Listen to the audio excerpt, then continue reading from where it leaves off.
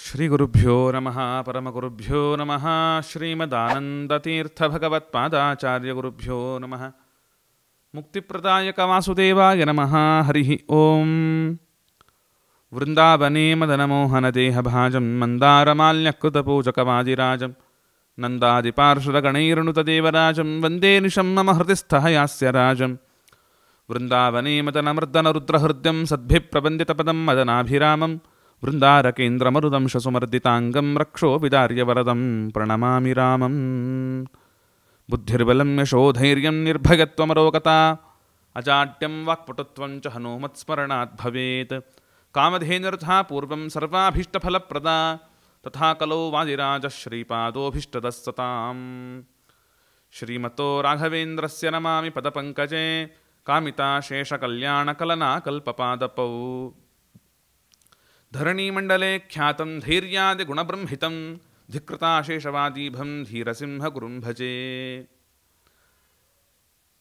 ಶ್ರೀ ಗುರುಭ್ಯೋ ನಮಃ. ಪರಮಪೂಜ್ಯರಾದ ಧೀರೇಂದ್ರ ಗುರುಸಾರ್ವಭೌಮರ ಚಿಂತನೆಯನ್ನು ನಾವು ನಡೆಸ್ತಕ್ಕವರಾಗೋಣ. ಮಹಾಜ್ಞಾನಿಗಳು, ವಿರಕ್ತ ಶಿಖಾಮಣಿಗಳು, ಶ್ರೇಷ್ಠ ವ್ಯಾಖ್ಯಾನಕಾರರು, ಟಿಪ್ಪಣಿಕಾರರು, ವೇದಗಳ ಮಂತ್ರಗಳಿಗೆ ಅರ್ಥವನ್ನು ಬರೆದ ಮಹಾನುಭಾವರು, ರಾಘವೇಂದ್ರ ಸ್ತೋತ್ರಕ್ಕೆ ವ್ಯಾಖ್ಯಾನ ರಚನೆ ಮಾಡಿದ ಜ್ಞಾನಿಗಳು, ಅನೇಕ ಮಹಿಮೆಗಳನ್ನು ತಾವು ತೋರಿಸಿರ್ತಕ್ಕವರು, ಹೊಸ ರೀತಿಯ ರಾಯರು ಅಂತಲೇ ಖ್ಯಾತರಾದವರು, ಮಹಾನುಭಾವರಾಗಿರತಕ್ಕಂತಹ ಧೀರೇಂದ್ರ ಗುರು ಸಾರ್ವಭೌಮರು ವರದಾ ನದಿ ತೀರದಲ್ಲಿ ವಿರಾಜಮಾನರಾಗಿದ್ದಾರೆ, ಹೊಸ ರೀತಿ ಕ್ಷೇತ್ರದಲ್ಲಿ. ಅವರ ಚರಿತ್ರೆ ಬಹಳ ಅಮೋಘವಾದದ್ದು. ನಾವು ವಾದೀಂದ್ರ ತೀರ್ಥ ಗುರು ಸಾರ್ವಭೌಮರು ಅಂತ ಕೇಳ್ತೇವೆ. ಸಾಕ್ಷಾತ್ ಯಾವ ಮಂತ್ರಾಲಯ ಕ್ಷೇತ್ರದಲ್ಲಿ ರಾಘವೇಂದ್ರ ಗುರು ಸಾರ್ವಭೌಮರು ಏನಿದ್ದಾರಲ್ಲ, ಅಂತಹ ರಾಘವೇಂದ್ರ ಗುರು ಸಾರ್ವಭೌಮರ ಪಕ್ಕದಲ್ಲಿಯೇ ವಿರಾಜಮಾನರಾದ ಮಹಾನುಭಾವರು ಶ್ರೀ ವಾದೀಂದ್ರ ತೀರ್ಥ ಗುರು ಸಾರ್ವಭೌಮರು. ಇವತ್ತು ಮಂತ್ರಾಲಯ ಕ್ಷೇತ್ರಕ್ಕೆ ಹೋದಾಗ ವಾದೀಂದ್ರ ಗುರು ಸಾರ್ವಭೌಮರಿಗೆ ನಮಸ್ಕಾರ ಮಾಡದೇ ರಾಘವೇಂದ್ರ ಗುರು ಸಾರ್ವಭೌಮರಿಗೆ ನಾವು ಶರಣಾಗತರಾದರೆ ರಾಯರ ನಮ್ಮ ಮೇಲೆ ಕರುಣಾದೃಷ್ಟಿಯನ್ನು ಬೀರುವವರಲ್ಲ ಅಂತ ನಾವು ಚರಿತ್ರೆಯಲ್ಲಿ ಕೇಳುತ್ತೇವೆ. ಮಂತ್ರಾಲಯ ಕ್ಷೇತ್ರಕ್ಕೆ ಯುವರಾಜರಂತೆ ಮೆರಿತಕ್ಕವರು ಶ್ರೀ ವಾದೀಂದ್ರ ಗುರು ಸಾರ್ವಭೌಮರು. ಒಂದಾರು ಜನಸಂದೋಹ ಮಂದಾರ ತರು ಸನ್ನಿಭಂ ವೃಂದಾರಕ ಗುರು ಪ್ರಖ್ಯಂ ವಂದೇ ವಾದೀಂದ್ರ ದೇಶಿಕಂ ಎಂಬುದಾಗಿ ನಾವು ಕೇಳುತ್ತೇವೆ. ಅಂತಹ ವಾದೀಂದ್ರ ಗುರು ಸಾರ್ವಭೌಮರೇನಿದ್ದಾರಲ್ಲ, ಅವರ ಪೂರ್ವಾಶ್ರಮದ ಮಕ್ಕಳೇನೇ ಜಯರಾಮಾಚಾರ್ಯರು. ಅವರೇ ಮುಂದೆ ಧೀರೇಂದ್ರ ತೀರ್ಥರಾಗುವವರಿದ್ದಾರೆ. ಇಂತಹ ಜಯರಾಮಾಚಾರ್ಯರು ವಾದೀಂದ್ರ ತೀರ್ಥರ ಪೂರ್ವಾಶ್ರಮದ ಮಕ್ಕಳು ಅಂತನ್ನುವಾಗ ಏನವರ ಒಂದು ಮಹತ್ವ? ಕಾರಣ ಏನು ಅಂತಂದರೆ, ವಾದೀಂದ್ರ ತೀರ್ಥರು ಆಡುವ ಒಂದೊಂದು ಮಾತುಗಳು ವೇದಾರ್ಥ ತುಲ್ಯ ಅಂತ ವಿಜಯದಾಸರು ಸ್ತೋತ್ರ ಮಾಡಿದ್ದಾರೆ. ಹೀಗಿರುವಾಗ ಅಂತಹ ಮಹಾಪ್ರಭುಗಳ ಗರ್ಭಾಂಬುತಿಯಲ್ಲಿ ಬರಬೇಕಾದರೆ ಏನವರ ಒಂದು ಯೋಗ ಅನ್ನತಕ್ಕಂಥದ್ದು. ಇಂತಹ ನಮ್ಮ ಜಯರಾಮಾಚಾರ್ಯರು ಶ್ರೇಷ್ಠ ಜ್ಞಾನಿಗಳು. ಆ ಕಾಲದಲ್ಲಿಗೇನೆ ವಿದ್ವತ್ ಪ್ರಪಂಚದಲ್ಲಿ, ವಿದ್ವತ್ ವರ್ಗದಲ್ಲಿ ಒಂದು ವಿಶಿಷ್ಟವಾದ ಖ್ಯಾತೆಯನ್ನು ಪಡೆದವರು ಜಯರಾಮಾಚಾರ್ಯರು. ಪುಣೆಯಲ್ಲಿ ರಾಮಶಾಸ್ತ್ರಿ ಎನ್ನತಕ್ಕವರ ಜೊತೆಗೆ ವಾದಕ್ಕೆ ಬಂದಾಗ ವರದೇಂದ್ರ ಗುರು ಸಾರ್ವಭೌಮರ ಸನ್ನಿಧಾನದಲ್ಲಿ ವಾದ ದಿಗ್ವಿಜಯವನ್ನು ಮಾಡುತ್ತಾ, ಜೊತೆಗೆ ವರದೇಂದ್ರ ಗುರು ಸಾರ್ವಭೌಮರು ವಿಶೇಷವಾದ ವಾದ ವೈಖರಿಯನ್ನು ತೋರಿಸ್ತಕ್ಕವರಾಗಿ ಆ ರಾಮಶಾಸ್ತ್ರಿಗಳೇನಿದ್ದಾರಲ್ಲವರ ಮನೆಯನ್ನೇನೆ ವರದೇಂದ್ರ ಗುರು ಸಾರ್ವಭೌಮರಿಗೆ ದಾನವನ್ನಾಗಿ ಕೊಟ್ಟಿರತಕ್ಕಂತಹ ವಿಷಯವನ್ನು ನಾವು ಚರಿತ್ರೆಯಲ್ಲಿ ಕೇಳುತ್ತೇವೆ. ಅಂತಹ ಆ ಜಯರಾಮಾಚಾರ್ಯರು ತಾವು ಕುಂಭಕೋಣಕ್ಕೆ ಒಮ್ಮೆ ಬಂದಾಗ ವಿಶೇಷವಾದ ಒಂದು ಸ್ವಾಭಾವಿಕವಾದ ವೈರಾಗ್ಯದಿಂದ, ವೈರಾಗ್ಯ ಅಂತಂದರೆ ವೈರಾಗ್ಯದ ಮೂರ್ತಿಮತ್ತಾದ ರೂಪ ಜಯರಾಮಾಚಾರ್ಯರು. ಆದ್ದರಿಂದ ಅಂತಹ ವೈರಾಗ್ಯ ಶಿಖಾಮಣಿಗಳಾಗಿ ವಿಜೇಂದ್ರ ಗುರು ಸಾರ್ವಭೌಮರಲ್ಲಿ ಶರಣಾಗತರಾಗಿ ಆ ಸನ್ಯಾಸಾಶ್ರಮವನ್ನು ಸ್ವೀಕಾರ ಮಾಡಿಬಿಡುತ್ತಾರೆ. ವರದೇಂದ್ರ ಗುರು ಸಾರ್ವಭೌಮರಿಗೂ ಕೂಡ ಇವರಿಗೆ ಕೊಡಬೇಕು ಅನ್ನುವ ಇಚ್ಛೆಯೂ ಇರುತ್ತದೆ. ಒಮ್ಮೆ ಹೀಗೆ ಆ ಸನ್ಯಾಸಾಶ್ರಮವನ್ನು ಸ್ವೀಕಾರ ಮಾಡಿ ವರದೇಂದ್ರ ತೀರ್ಥರಲ್ಲಿ ಬಂದಾಗ ಬಹಳ ಸಂತೋಷದಿಂದ ವರದೇಂದ್ರ ತೀರ್ಥರು ಅವರಿಗೆ ಮಂತ್ರೋಪದೇಶವನ್ನು ಕೊಡ್ತಕ್ಕಂತಹವರಾಗುತ್ತಾರೆ. ವಾದೇ ವಿಜಯಶೀಲಾಯ ವರದಾಗ ವರಾರ್ಥಿನಾಂ ವದಾನ್ಯ ಜನಸಿಂಹಾಯ ವರದೇಂದ್ರಾಯ ತೇ ನಮಃ ಎಂಬತಕ್ಕಂತಹ ಖ್ಯಾತಿಯನ್ನು ಪಡೆದ ಮಹಾಪ್ರಭುಗಳು ವರದೇಂದ್ರ ತೀರ್ಥರು. ಅವರು ಬಹಳ ಸಂತೋಷವನ್ನು ಪಟ್ಟವರಿಗೆ ಮಂತ್ರೋಪದೇಶವನ್ನು ಕೊಟ್ಟು ಚಿಕ್ಕ ಪಟ್ಟವನ್ನು ಕೊಡ್ತಕ್ಕಂಥವರಾಗುತ್ತಾರೆ, ಚಿಕ್ಕ ಸಂಸ್ಥಾನವನ್ನು ಕರುಣಿಸ್ತಕ್ಕವರಾಗುತ್ತಾರೆ. ನಂತರದಲ್ಲಿ ಧೀರೇಂದ್ರ ತೀರ್ಥರು ಎಂಬುದಾಗಿ ಖ್ಯಾತಿಯನ್ನು ಪಡೆದು ಅನೇಕ ಕಡೆಗೆಲ್ಲ ಸಂಚಾರಕ್ಕೆ ಹೋಗ್ತಾರೆ. ಈ ಕಡೆ ವರದೇಂದ್ರ ತೀರ್ಥ ಗುರು ಸಾರ್ವಭೌಮರು ತಾವು ಇನ್ನೇನು ಪೀಠವನ್ನು ಅಂದರೆ ಮಹಾಸಂಸ್ಥಾನವನ್ನು ಒಪ್ಪಿಸ್ತಕ್ಕವರಾಗಬೇಕು, ಮಧ್ವಾಚಾರ್ಯರ ಪರಂಪರೆ ಎನ್ನತಕ್ಕಂಥದ್ದೇನಿದೆ ಆ ಶ್ರೀಮನ್ ಮೂಲರಾಮದೇವರ ಸಂಸ್ಥಾನವನ್ನು ಒಪ್ಪಿಸಬೇಕು ಅಂತ ನೋಡಿದಾಗ ಧೀರೇಂದ್ರ ತೀರ್ಥರು ಸನಿಹದಲ್ಲಿರಲಿಲ್ಲ. ಈ ಕಾರಣಕ್ಕೋಸ್ಕರವಾಗಿ ಅವರ ಲಕ್ಷ್ಮೀನಾರಾಯಣಾಚಾರ್ಯರು ಎನ್ನುವ ಜ್ಞಾನಿಗಳಿಗೆ ಆಶ್ರಮವನ್ನು ಕೊಟ್ಟು ಭುವನೇಂದ್ರ ತೀರ್ಥರು ಎಂಬುದಾಗಿ ಅನುಗ್ರಹವನ್ನು ಮಾಡುತ್ತಾರೆ. ಅವರಿಗೆ ಹೇಳ್ತಾರೆ, ಧೀರೇಂದ್ರ ತೀರ್ಥರು ಬಂದ ಮೇಲೆ ಅವರಿಗೇ ಸಂಸ್ಥಾನವನ್ನು ಒಪ್ಪಿಸಬೇಕಪ್ಪ ಅಂತ ಆ ಆದೇಶವನ್ನು ಕೊಟ್ಟು ವರದೇಂದ್ರ ತೀರ್ಥರು ಒಂದು ರೂಪದಿಂದ ಪುಣೆಯಲ್ಲಿ ವೃಂದಾವನ ಪ್ರವೇಶವನ್ನು ಮಾಡ್ತಾ, ಇನ್ನೊಂದು ರೂಪದಿಂದ ಲಿಂಗಸೂಗೂರಿನಲ್ಲೂ ಕೂಡ ವ್ಯಕ್ತರಾಗಿ ಅಲ್ಲಿಯೂ ಅನುಗ್ರಹವನ್ನು ಮಾಡ್ತಾ ಪ್ರಾಣೇಶದಾಸರಿಗೆ ಅನುಗ್ರಹ ಮಾಡಿದ ಮಹಾಪ್ರಭುಗಳು ವರದೇಂದ್ರ ತೀರ್ಥಗುರು ಸಾರ್ವಭೌಮರು. ಹೀಗೆ ಭುವನೇಂದ್ರ ತೀರ್ಥರು ವರದೇಂದ್ರ ತೀರ್ಥರಿಂದ ಸ್ವೀಕಾರ ಮಾಡಿಕೊಂಡು ರಾಜವಳ್ಳಿಯ ತಪಸ್ವಿಗಳವರು. ಭುವನೇಂದ್ರ ತೀರ್ಥರು ಸಂಚಾರ ಕ್ರಮದಲ್ಲಿ ಆ ಧೀರೇಂದ್ರ ಗುರು ಸಾರ್ವಭೌಮರು ಸಿಕ್ಕಾಗ, ನೀವು ನಮ್ಮ ಗುರುಗಳು ಎಂಬುದಾಗಿ ಅವರಲ್ಲಿ ವಿಶೇಷವಾದ ಉಪಸತ್ತಿಯನ್ನು ಮಾಡುತ್ತಾ ಸಂಸ್ಥಾನವನ್ನು ಒಪ್ಪಿಸ್ತಕ್ಕವರಾಗುತ್ತಾರೆ.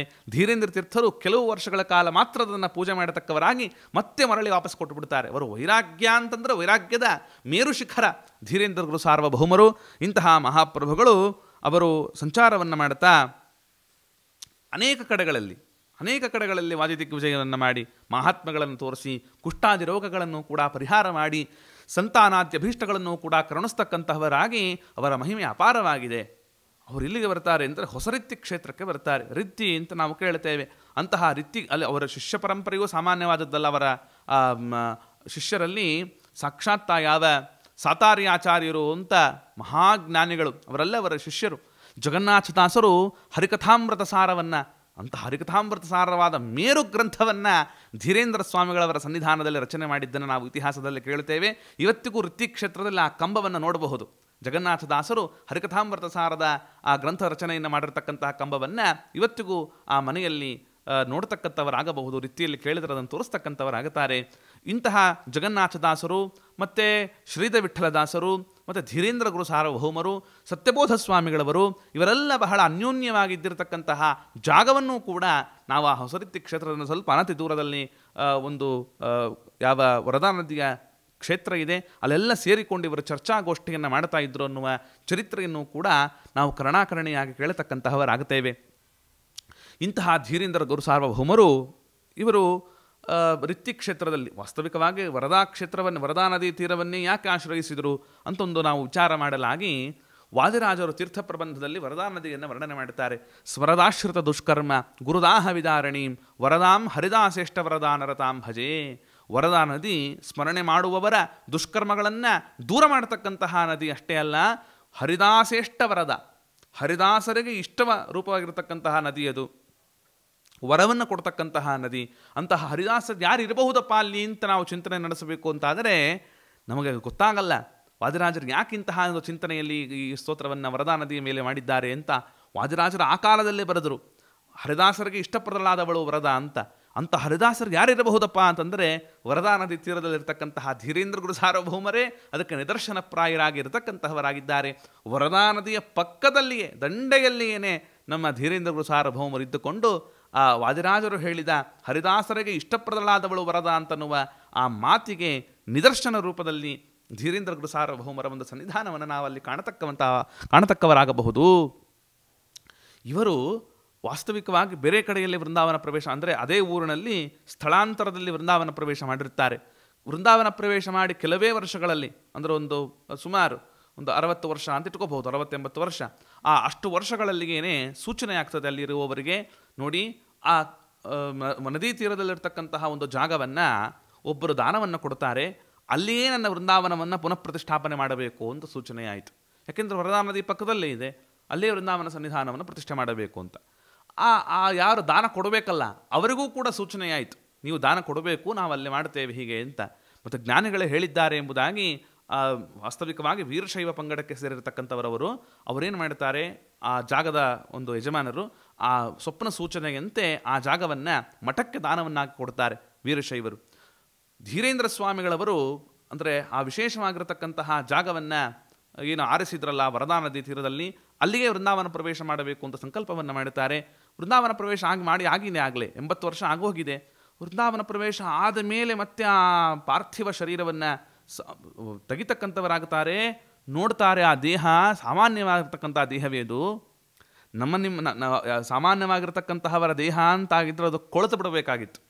ಆದರೆ ಧೀರೇಂದ್ರ ಸ್ವಾಮಿಗಳವರ ದೇಹ ತೆಗೆದಾಗ ವೃಂದಾವನದ ಒಳಗಡೆಯಿಂದ ಹಚ್ಚಿರ್ತಕ್ಕಂತಹ ಅಂಗಾರ ಅಕ್ಷತೆಯೂ ಕೂಡ ಹಸಿ ಹಸಿಯಾಗಿಯೇ ಇತ್ತು. ಹಚ್ಚಿಕೊಂಡ ಗಂಧವೂ ಕೂಡ ಹಸಿ ಹಸಿಯಾಗಿ ಘಮ ಘಮ ಘಮ ಅಂತ ಗಂಧ ಹೊರಸೂಸ್ತಾ ಇತ್ತು ಅವರ ದೇಹದಿಂದ. ಅಂತಂದರೆ ಎಂತಹ ತಪಸ್ವಿಗಳು ಧೀರೇಂದ್ರ ತೀರ್ಥರು! ಅವರ ಆ ದೇಹದ ಸನ್ನಿಧಾನ, ಆ ಪಾವಿತ್ರತೆ ಎಂಥದ್ದು! ಅದಕ್ಕೆ ನಮಗೆ ಚಿಂತನೆ ಮಾಡುವುದಕ್ಕೆ ಆಗಲ್ಲ ಅಂತ ಅರ್ಥ. ಆದ್ದರಿಂದ ಧೀರೇಂದ್ರ ಸ್ವಾಮಿಗಳವರು ಅಲ್ಲಿ ಆ ವರದಾ ನದಿ ಪಕ್ಕದಲ್ಲಿಯೇ ವೃಂದಾವನ ಪ್ರವೇಶ ಮಾಡಬೇಕು ಅಂತೇನು ಚಿಂತನೆ ನಡೆಸಿದ್ರು, ಆ ಸಂಕಲ್ಪವನ್ನು ಮಾಡಿದ್ರು. ಅದರಂತೆ ಭಗವಂತ ನಡೆಸ್ತಕ್ಕಂಥವನಾದ ಆ ವರದಾ ನದಿ ತೀರದ ಪಕ್ಕದಲ್ಲಿ ವೃಂದಾವನ ಪ್ರವೇಶ ಮಾಡಿದರು, ಅಂದರೆ ಪುನಃ ಪ್ರತಿಷ್ಠಾಪನೆ ಮಾಡತಕ್ಕಂಥವನಾದರು. ಇಷ್ಟವರ ವೃಂದಾವನ ಪ್ರವೇಶ ಮಾಡಿ ಆದ ನಂತರದಲ್ಲಿಯೂ ಕೂಡ ಅನೇಕ ಮಹಿಮೆಗಳನ್ನು ಧೀರೇಂದ್ರ ಸ್ವಾಮಿಗಳವರು ಅನೇಕರಿಗೆ ತೋರಿಸಿದ್ದಾರೆ, ಇವತ್ತಿಗೂ ತೋರಿಸ್ತಾ ಇದ್ದಾರೆ. ಅನೇಕ ಜನರುಗಳಿಗೆ ಪುತ್ರ ಸಂತಾನವಿಲ್ಲದೆ ಇರುವವರಿಗೆ ಪುತ್ರ ಸಂತಾನವನ್ನು ಕರುಣಿಸಿದ್ದನ್ನು ಮೊನ್ನೆವರೆಗೂ ಕೂಡ ಮುಂದೆಯೂ ಕೂಡ ನಾವು ನೋಡುವವರಿದ್ದೇವೆ. ಅಂತಹ ಮಹಾತ್ಮ್ಯವುಳ್ಳವರು ನಮ್ಮ ಧೀರೇಂದ್ರ ತೀರ್ಥರು. ಅವರು ಅನೇಕ ಗ್ರಂಥಗಳನ್ನು ರಚನೆ ಮಾಡಿದ್ದಾರೆ. ರಾಘವೇಂದ್ರ ಸ್ತೋತ್ರ ಅಂತ ನಾವು ಕೇಳ್ತೇವೆ, ಬಹಳ ಪ್ರಸಿದ್ಧವಾದದ್ದು. ಶ್ರೀಪೂರ್ಣ ಬೋಧ ಗುರುತೀರ್ಥ ಪಯೋಬ್ಧಿಪಾರ ಎನ್ನುವುದಾಗಿ ಹೇಳಿರ್ತಕ್ಕಂತಹ ಅಪ್ಪಣ್ಣಾಚಾರ್ಯರ ರಾಘವೇಂದ್ರ ಸ್ತೋತ್ರಕ್ಕೆ ಸುಂದರವಾದ ವ್ಯಾಖ್ಯಾನವನ್ನು ರಚನೆ ಮಾಡಿದವರು ನಮ್ಮ ಸ್ವಾಮಿಗಳವರು ಧೀರೇಂದ್ರ ತೀರ್ಥರು. ಅವರ ಸ್ವಭಾವ ನೋಡಿ, ಧೀರ ಅಂತಂದರೆ ಧೀ ಅಂದರೆ ಬುದ್ಧಿ. ಬುದ್ಧಿ ಯಾವಾಗಲೂ ಕೂಡ ಭಗವಂತನ ವಿಷಯದಲ್ಲೇ ರಮಣ ಮಾಡತಕ್ಕಂಥದ್ದು ಅಂತ ಅರ್ಥ. ಆದ್ದರಿಂದ ಬುದ್ಧಿಯಿಂದ ಭಗವಂತನಲ್ಲಿ ರಮಣ ಮಾಡತಕ್ಕಂಥವರು ಯಾರು ಇದ್ದಾರೋ ಧೀರರು, ಅವರಲ್ಲಿ ಶ್ರೇಷ್ಠರಾದವರು ಧೀರೇಂದ್ರರು ಅಂತ ಅವರ ಒಂದು ಮಹಾತ್ಮೆ.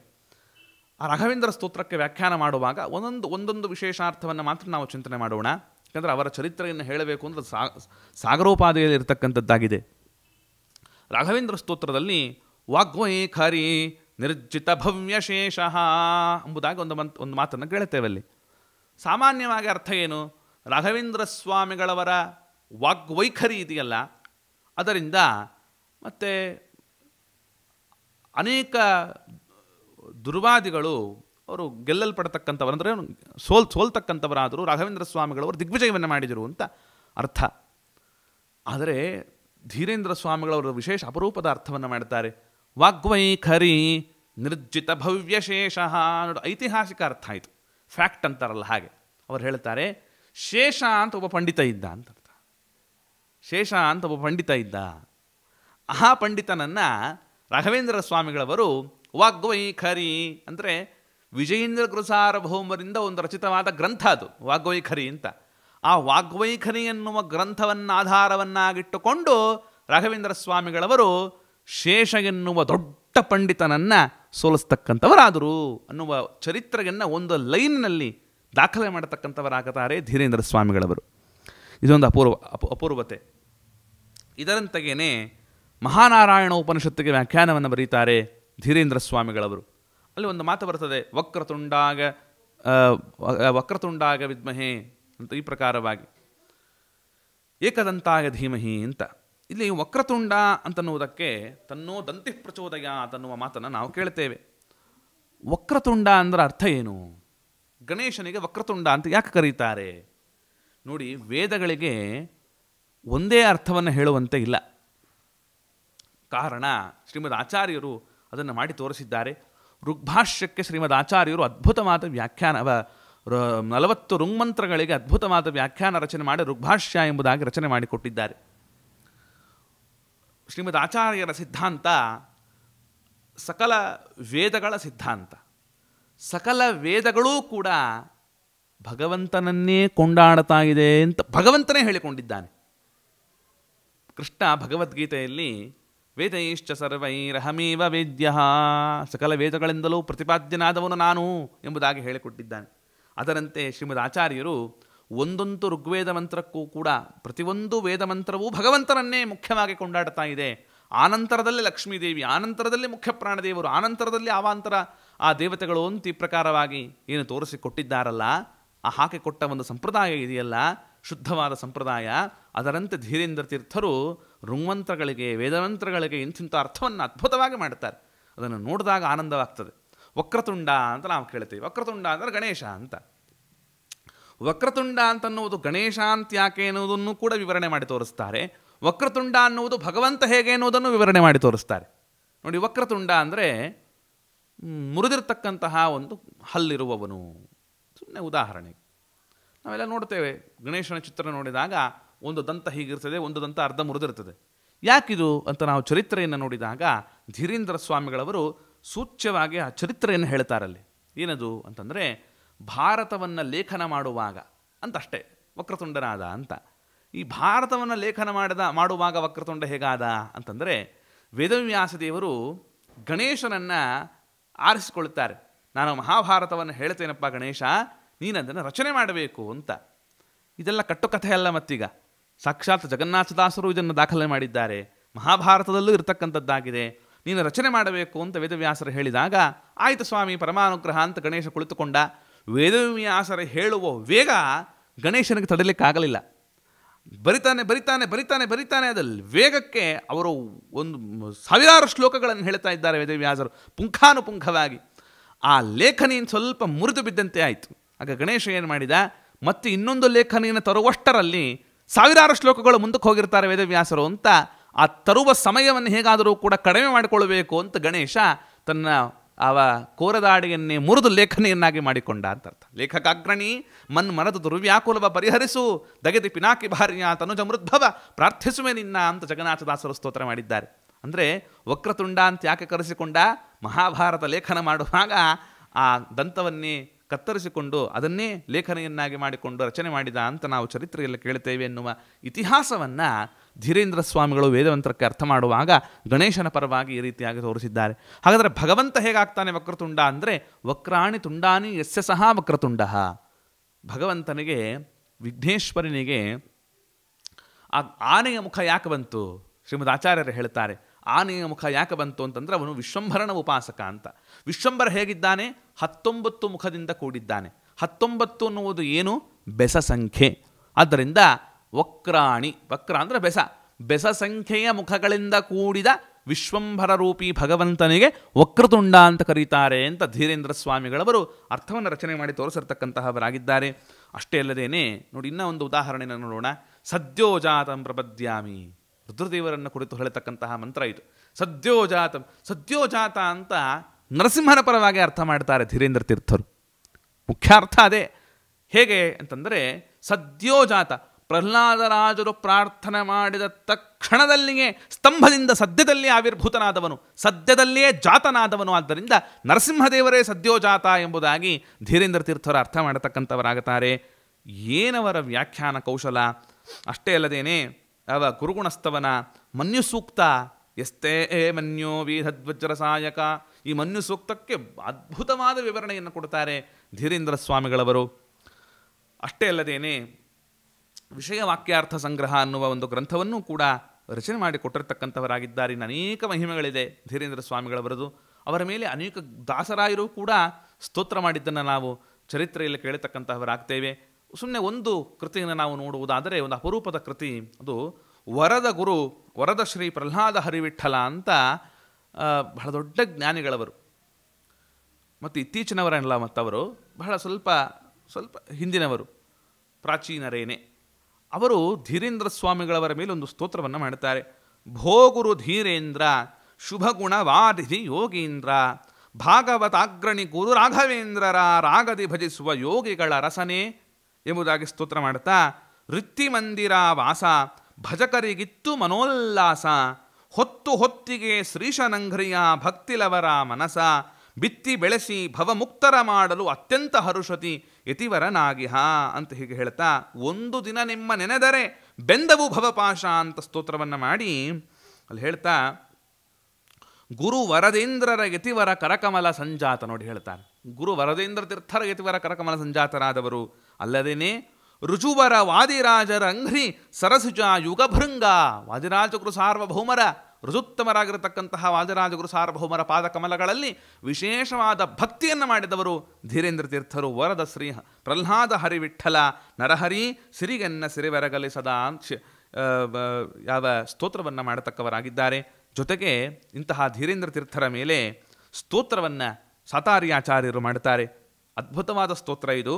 ಉಕ್ತಿ ಪ್ರಕ್ರಮಣೆ ಗುರೋರ್ ವಿಜಯತೆ ಯುಕ್ತಿಶ್ಚ ಯಸ್ಯ ಪ್ರಭೋ ಭಕ್ತಿ ಶ್ರೀಮತಿ ಭೂಮಿಜಾ ಪರಿವೃಢೆ ಮುಕ್ತಿಪ್ರದಾಯಿನ್ಯಹೋ ಶಕ್ತಿಶ್ಚಾಪ್ಯತುಲಾ ಸದಾ ಪ್ರವಚನೆ ಸಕ್ತಿಶ್ಚ ದೀನೆ ದಯಾ ವ್ಯಕ್ತಿರ್ಧೀರ ಜನೇಂದ್ರತೆ ಗುಣಗಣಾನ್ ವಕ್ತುಂ ಸ್ಫುಟಂ ಕೋ ಭುವಿ. ನಿಮ್ಮ ಸ್ತೋತ್ರವನ್ನು ರಚನೆ ಮಾಡುವುದಕ್ಕೆ ಭೂಲೋಕದಲ್ಲಿ ಯಾರಿಂದ ಸಾಧ್ಯ ಅಂತ ಧೀರೇಂದ್ರ ಸ್ವಾಮಿಗಳವರಲ್ಲಿ ಹೇಳ್ತಾರೆ. ಅವರ ಉಕ್ತಿ, ಅವರ ಶಕ್ತಿ, ಅವರ ಶಕ್ತಿ, ಅವರ ಭಕ್ತಿ ಅದು ಬಹಳ ವಿಶಿಷ್ಟವಾದದ್ದು ಅಂತ ಸ್ತೋತ್ರ ಮಾಡ್ತಾರೆ. ಅವರ ಉಕ್ತಿ ಎಂಥದ್ದು ಅಂತಂದರೆ ವಾದಿಗಳನ್ನು ಗೆದ್ದು ದಿಗ್ವಿಜಯವನ್ನು ಮಾಡತಕ್ಕಂಥದ್ದು. ಉಕ್ತಿ ಪ್ರಕ್ರಮಣೆ ಗುರೋರ್ ವಿಜಯತೆ ಯುಕ್ತಿಶ್ಚಯಸ್ಯ. ಅವರ ಮಾತುಗಳು ಅಂದರೆ ಯುಕ್ತಿಪೂರಿತವಾದ ಮಾತುಗಳು. ಜೊತೆಗೆ ಭಕ್ತಿ ಶ್ರೀಮತಿ, ಅವರ ಭಕ್ತಿ ಎಂಥದ್ದು ಭೂಮಿಜಾ ಪರಿವೃಢೆ. ಸೀತಾಮಾತೆಯ ಗಂಡನಾಗಿರ್ತಕ್ಕಂತಹ ಶ್ರೀಮನ್ ಮೂಲರಾಮ ದೇವರಲ್ಲಿ ಮಾಡತಕ್ಕಂತಹ ಭಕ್ತಿ ಮುಕ್ತಿಯನ್ನು ಕರುಣಿಸ್ತಕ್ಕಂತಹದ್ದು. ಮತ್ತು ಶಕ್ತಿ, ಬರೀ ಶಕ್ತಿ ಇದ್ದರೆ ಸಾಲದು. ಅನೇಕ ವೇದ ಮಂತ್ರಗಳಿಗೆ, ಶಾಸ್ತ್ರಗ್ರಂಥಗಳಿಗೆ ವ್ಯಾಖ್ಯಾನ ರಚನೆ ಮಾಡುವ ಶಕ್ತಿ ಮಾತ್ರ ಇದ್ದರೆ ಸಾಲದು. ಆ ಶಕ್ತಿಯ ಜೊತೆಗೆ ಆಸಕ್ತಿಯೂ ಇರಬೇಕು. ಅದು ಎರಡೂ ಕೂಡಿತ್ತು ಧೀರೇಂದ್ರ ಸ್ವಾಮಿಗಳವರಲ್ಲಿ. ಆದ್ದರಿಂದ ಶಕ್ತಿಶ್ಚ ಪೆತುಲಾ ಸದಾ ಪ್ರವಚನೆ ಶಕ್ತಿಶ್ಚ ದೀನೇ ದಯಾ. ದೀನರಲ್ಲಿ ದಯೆಯನ್ನೂ ತೋರಿಸ್ತಕ್ಕಂತಹವರಾಗಿದ್ದರು. ವ್ಯಕ್ತಿರ ಧೀರ ಜನೇಂದ್ರತೆ ಗುಣಗಣಾನ್ ವಕ್ತುಂ ಸ್ಫುಟಂ ಕೋಭುವಿ ಅಂತ ಈ ಪ್ರಕಾರವಾಗಿ ಸ್ತೋತ್ರ ಮಾಡ್ತಾ ಇದ್ದಾರೆ. ಇದು ಅನೇಕ ಮಹಿಮೆಗಳಿದೆ ಅವರದ್ದು. ಅವರು ಅಧ್ಯಯನ ಮಾಡಿದ ಶಾಸ್ತ್ರದ ಪಾಂಡಿತ್ಯ, ಅವರ ಗಾಂಭೀರ್ಯ, ಅವರ ವೈರಾಗ್ಯ, ಅವರ ತಪಸ್ಸು, ಅವರ ವಿಶೇಷವಾಗಿರತಕ್ಕಂತಹ ಭಗವಂತನಲ್ಲಿ ಮಾಡುವ ಭಕ್ತಿ, ಸೇವೆ, ಇದು ಅಗಣಿತವಾದದ್ದು. ಅದನ್ನು ಸ್ತೋತ್ರ ಮಾಡುವುದಕ್ಕೆ ಅದು ಹೇಳ್ತಾರಲ್ಲ, ಕೋಭುವಿ, ಯಾರಿದ್ದಾರೆ ಭೂಲೋಕದಲ್ಲಿ ಅಂತ ಹೇಳ್ತಕ್ಕವರಾಗಿದ್ದಾರೆ. ರಾಘವೇಂದ್ರ ಸ್ವಾಮಿಗಳವರು ಅಂತ ರಾಯರು ಅಂತ ಆದ ಮೇಲೆ ಇನ್ನೊಬ್ಬ ರಾಯರು, ರಿತ್ತಿ ರಾಯರು ಅಂತ ಕರೆಸಿಕೊಳ್ಳಬೇಕು ಹೋದರೂ ಧೀರೇಂದ್ರ ಸ್ವಾಮಿಗಳವರು ಅಂತ ನಾವು ಚರಿತ್ರೆಯಲ್ಲಿ ಕೇಳತಕ್ಕಂಥವರಾಗುತ್ತೇವೆ. ಇನ್ನಷ್ಟು ಅವರ ಮಹಿಮೆಯ ಚಿಂತನೆಯನ್ನು ನಾವು ಮಾಡುವಂತಾಗಲಿ, ಅವರಲ್ಲಿ ಭಕ್ತಿಯನ್ನು ಮಾಡುವಂತಾಗಲಿ ಎಂಬುದಾಗಿ ಹೇಳ್ತಾ ಈ ಎರಡು ಮಾತುಗಳನ್ನು ಧೀರೇಂದ್ರ ಸ್ವಾಮಿಗಳವರ ಅಂತರ್ಯಾಮಿಯಾದ ಯಾವ ವಾದಿರಾಜರ ಹೃದ್ಗುಹಾ ವಾಸಿಯಾಗಿರ್ತಕ್ಕಂತಹ ಲಕ್ಷ್ಮೀ ಹೈಗ್ರೀವನ ಪದಾರವಿಂದಗಳಲ್ಲಿ ಸಮರ್ಪಣೆ ಮಾಡುತ್ತೇನೆ. ಶ್ರೀಕೃಷ್ಣಾರ್ಪಣಮಸ್ತು.